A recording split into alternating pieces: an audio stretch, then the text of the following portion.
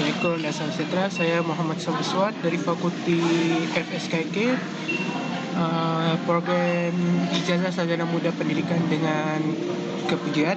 Okey, saya ingin membentangkan rancangan perniagaan saya. Perniagaan yang saya pilih adalah satu jenis perkhidmatan yang dinamakan KLS Curtain. Okey, kenapa saya memilih KLS Curtain ni? Ialah salah satunya pada kita melihat pasaran pada masa kini. Tidak semestinya pada masa kini, kalau kita lihat ke 5 tahun sebelum ni, permintaan banyak rumah-rumah kediaman maupun perniagaan baru telah dibuat. So, saya memilih ni, KLS Curtain ni menyediakan perkhidmatan untuk membuat, untuk mendekor interior design untuk rumah kediaman maupun pejabat.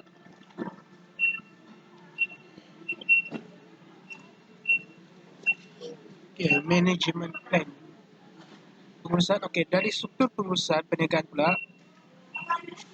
kita dapat lihat setakat ni pekerja KLS Curtain yang saya pilih adalah 5 orang. Tapi melihat kacata, iaitu pemiliknya sebagai pengurus dibantu oleh kerani. Di samping tu kita ada juga perunding, 2 orang perunding untuk membantu untuk pergi ke site. Lepas tu kita ada jurujual dan tukang jahit yang akan menjahit segala tempahan langsir lah.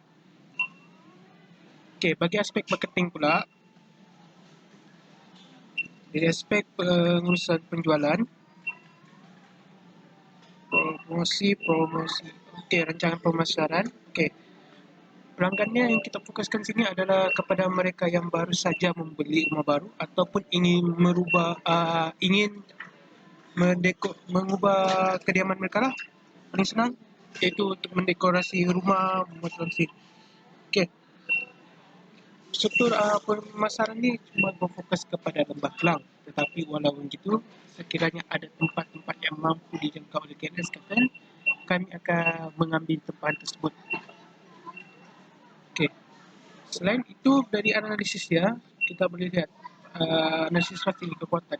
Kita dapat lihat pelbagai rumah baru telah dibina pada masa kini. Pelanggan, kekuatan kami adalah pelanggan kami sendiri. KLS Curtain ni sangat berpuas hati dengan apa yang kami buat dan merekomend kepada rakan-rakan mereka.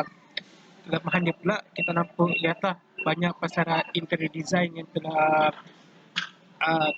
lama bertapak dalam ni dan akan mengambilkan. Okay, peluang dia pula yang saya dapat lihat adalah banyak kawasan perumahan yang telah dibina, kemudahan jaringan sosial yang sebagai memudahkan untuk kami memasarkan pasaran kami. Dari aspek ancaman, iaitu kita tidak dapat melihat bagaimana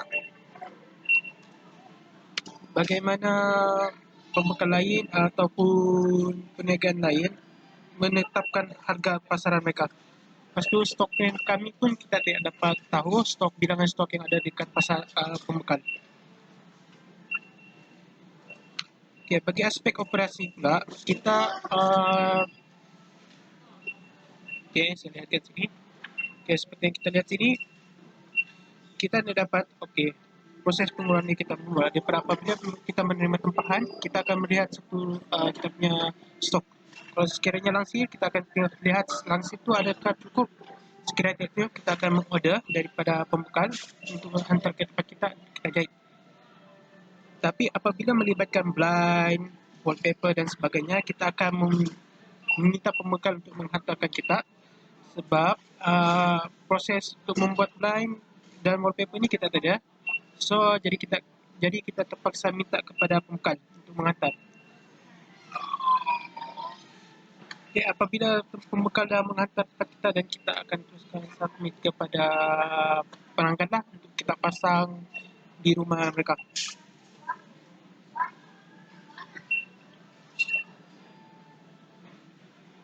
Okay, bagi aspek kewangan, bagi kewangan pula tak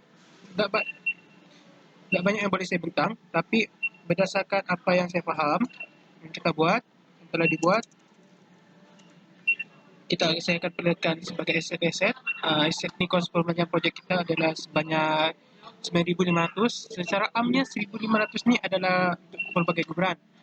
Tetapi untuk kalau lihat pada masa kini, kami tidak banyak membekal stok. So, sebelum memproses segala wakan, menggunakan pekerjaan yang sedikit, lepas tu kita tak pengurusan yang sistematik, so kita akan memproceed pembekalan waktu kos pembelajaran projek adalah sedikit, iaitu selepas kita menerima proceed deposit daripada pelanggan, baru kita akan memproses ke aspek seterusnya seperti menjahit, menempa dan sebagainya. Apabila deposit telah dilakukan, ini bertujuan untuk mengelakkan kos yang tidak diingini lah, seperti apabila pelanggan tersebut membatalkan tempahan mereka, so ini akan mengurangkan kerugian kita, mengurangkan kerugian perniagaan. Okay, dari aspek so okay, perniagaan business plan ni saya buat adalah untuk meminta bantuan kewangan daripada pihak-pihak yang bertanggungjawab seperti pihak bank maupun pihak kerajaan yang menyediakan segala kemudahan untuk membantu usahawan lah untuk mengembangkan persaingan mereka. Sekian, terima kasih.